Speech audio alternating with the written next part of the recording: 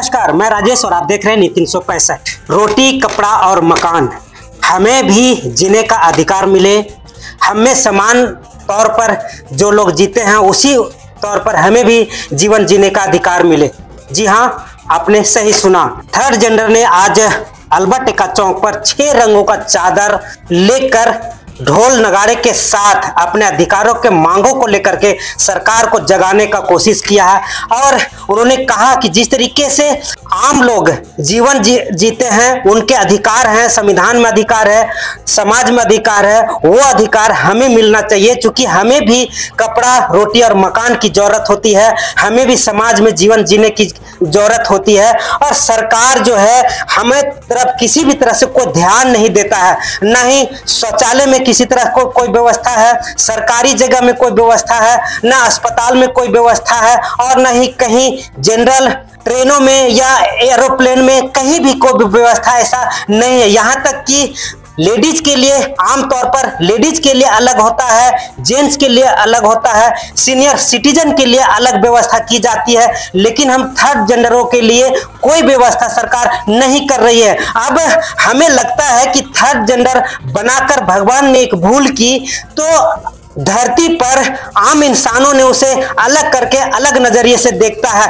ये गलत है और संविधान में हमारी जरूरत है, हमारी जगह है, हमारा अधिकार है। क्योंकि हम अर्धनागेश्वर कहे जाते हैं और हमारे पूजा की जाती है और हम भगवान शिव के अवतरित अंश मात्र हैं। और इस तरीके से सनातन धर्म में हमें बहुत बड़ा ओहदा दिया गया है, लेकिन हमें किसी तरह से जीवन जीने में व्यवधान उत्पन्न डाला जाता है। क्योंकि हम चाहते हैं कि हमारे जो अधिकार हैं हमें वो मिले और आम तौर पर आम जिंदगी जीवन जी करके हम भी अपना गुजर बसर करें। लेकिन सरकार हमारे नाम पर कई तरह की योजनाएं चला रही हैं, लेकिन हम धरातल पर देखते हैं तो इसका कोई विकास नहीं हो रहा है और न ही किसी तरह से हमारा विकास हो रहा है। हम चाहते हैं कि हमारा थर्ड जेंडर बोर्ड बने, हमारा न्याय हो और हमारा काम करने का तरीका हमें दिया जाए। चूंकि लोग हमारे नाम पर फंड एकत्रित करते हैं और वो फंड कहाँ खर्च होता है ये तक पता नहीं चल पाता है,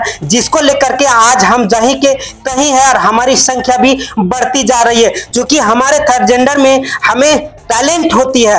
अगर सरकार हमें मौका दे तो हम समाज को अच्छे रास्ते पर अच्छे नेतृत्व प्रदान कर सकते हैं, जिसको लेकर आज हमें चर्चे में देखा जा रहा है। कई थर्ड जेंडर जो है तो समाज के लिए अच्छे काम कर रहे हैं। देखिए क्या कर रहे हैं, सुने पूरा रिपोर्ट।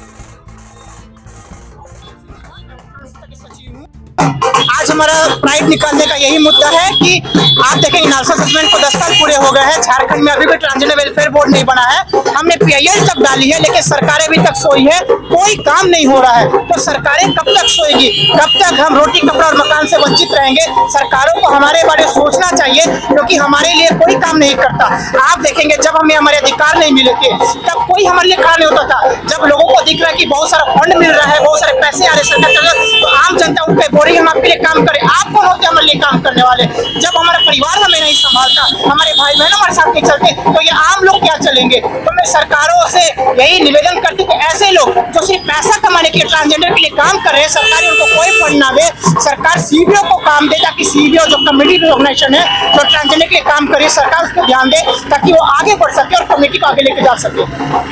आज आप देखेंगे झारखंड के विभिन्न जिलों से ट्रांसजेंडर यहाँ मौजूद है अपने अधिकार के लिए, क्योंकि अभी तक सरकारें सोई है। आज आप देखेंगे हर एक कोई आवाज से वंचित है, किसी के पास अपना घर नहीं है, लोग किराए के मकान पर रहते हैं, जो बहुत ही परेशानियों से उन्हें गुजरना पड़ता है। तो आज हम सरकार से विनती करते हैं कि सरकार जागे और OBC में जो हमें रखा है, OBC के साथ सारी सुविधाएं हमें दे। अमरजीत सिंह हुआ, मैं उत्थान संघ की सचिव।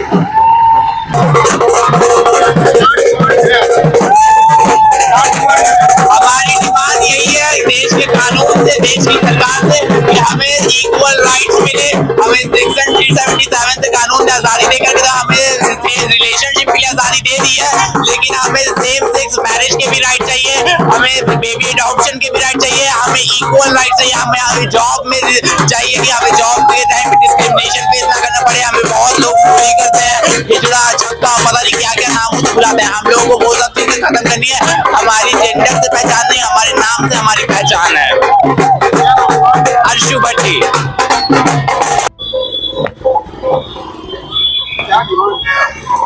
हमें इक्वल राइट्स चाहिए, जैसे सभी जेंडरों को इक्वल राइट्स मिला वैसे भी ट्रांस और एलजीबीटी को भी इक्वल राइट्स मिलने चाहिए इस देश में। जैसे कि हम देखते हैं सभी चीज़ों में जैसे इक्वलिटी है, जैसे सभी मतलब हमारे पड़ोसी राज्य में जैसे और भी पड़ोसी राज्यों में जैसे वेलफेयर है ट्रांस के लिए, या फिर टॉयलेट्स हो या फिर वो फैसिलिटीज़ हो, वो सब हमको नहीं है। तो इसके लिए हम आवाज़ उठा रहे सरकार को कि हमको भी वही इक्वल राइट्स दें जो हम चाहते हैं। सर लोगों जो नॉर्मल लोगों so called normal state person को जो राइट है वो भी हम लोग को भी वो नॉर्मल राइट्स मिलने चाहिए। इसीलिए हम ये प्राइड ताकि हम अपने आप को दिखा सकें और लोगों को अवेयर कर सकें कि हम इस दुनिया में एग्जिस्ट करते हैं।